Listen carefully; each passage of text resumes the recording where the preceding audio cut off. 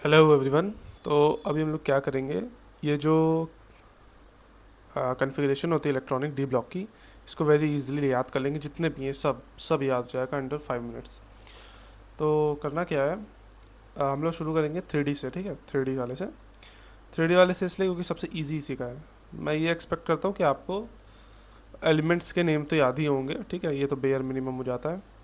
तो अभी शुरू करते हैं। 3D में बस यही है कि क्रोमियम और कॉपर जो है, क्रोमियम में D4 4s2 D4 आ जाता है, 3D4। और यहाँ पे 4s2 3D9 आ जाता है। अब जैसे कि पता है हम लोग को कि हाफ फील्ड ज़्यादा स्टेबल होती है, सिमेट्री बनती है, एक्सचेंज एनर्जी ज़्यादा हो जाती है। तो बेसिकली बस यही करना है कि 4s1 3D5 कर दो यहाँ पे, और यहाँ पे 4s1 3D10 कर दो। इसमें कुछ ज़्यादा झोल है नहीं, बस कॉपर, क्रोमियम और कॉपर में होता है। ठीक है, एनसीईआरटी वाइज चलना है। कहीं और देखें कुछ और होगा, नहीं वो नहीं करना। एनसीईआरटी वाइज बस चलना है हम लोग को। क्रोमियम और कॉपर वेरी इजी। 3D में तो कुछ दिमाग लगाना नहीं होता। मेन कन्फ्यूजन आ जाती है सेकंड थर्ड फोर्थ में। तो कन्फ्यूजन कुछ बात नहीं है ना, ज़्यादा दिमाग नहीं लगाना होता सेकंड थर्ड फोर्थ में, क्योंकि उतने लेवल का है नहीं। हम लोग को बस रटना है, बस रटना है। ठीक है, हम लोग शुरू करेंगे सेकंड से। बस सेकंड एक बार याद हो गई, सेकंड का याद हो गया तो थर्ड और फोर्थ तो कुछ भी नहीं है, ईजी हो जाता है। तो मैंने कैसे किया था याद, देखो ये सब नहीं याद करना है कि इट्रियम में तुम्हारा 5s2 है 4D में, ऐसे नहीं याद करना है। हम लोग बस 5s वाला देखेंगे। ठीक है, बस एस वाला देखेंगे। डी तो अपने आप हो जाएगा, एस वाला याद रख लो, 4D तो अपने आप फिल हो जाएगा। एस में ये याद रखना है कि शुरुआत के दो एलिमेंट्स में 2 आता है। ठीक है, 2 इलेक्ट्रॉन्स जाते हैं एस में। ठीक है, 2 2। ठीक है, 2 जाता है। उसके बाद 1 चलता है लाइन से, और लास्ट 3 में 0 1 2। ठीक है, लास्ट 3 में 0 1 2 आता है 5s में।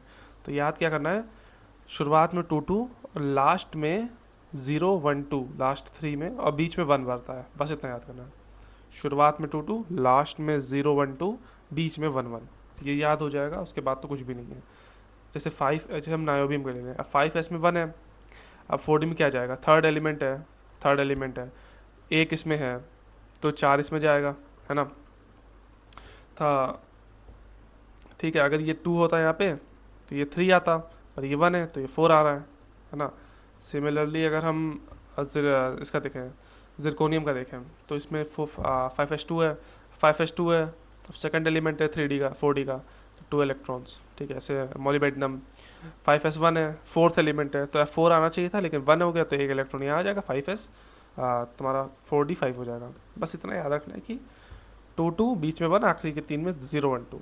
इससे ज़्यादा कोई क्वेश्चन पूछता भी नहीं ज़्यादा। यही मेजर यही खेलते हैं, किसमें एक्सेप्शन है।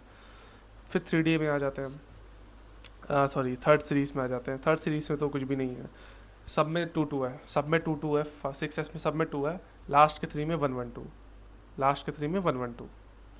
ठीक है, फोर्थ सीरीज़ में सब में 2 है, लास्ट में 1 2। मैं बताता हूँ उसको कैसे दिमाग दिमाग में रखना है। फोर्थ, फिफ्थ, सिक्स्थ, 2 2 शुरुआत में, सब में 1 1 1 1 1, लास्ट में 0 1 2। फिफ्थ में सब में 2 है, ठीक है, सब में 2 है, लास्ट में 1 1 2। ठीक है, 1 1 2 है ना, हाँ 1 1 2 है। और सिक्स में सब में 2 है, लास्ट में 1 2। बस याद हो जाएगा ऐसे ईजिली।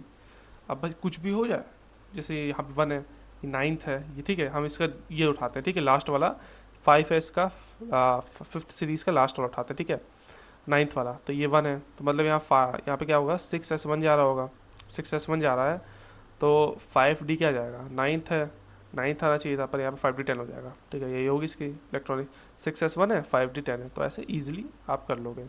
बस एस वाला याद रखना। ठीक है, तो यही चीज़ है। एक बार फिर मैं लिख देता हूँ, फोर्थ सीरीज़, फिफ्थ सीरीज़ और सिक्स्थ सीरीज़। ठीक है, इसमें शुरुआत में 2 आता है, फिर सब में 1 आता है, आखिरी में 0 1 2।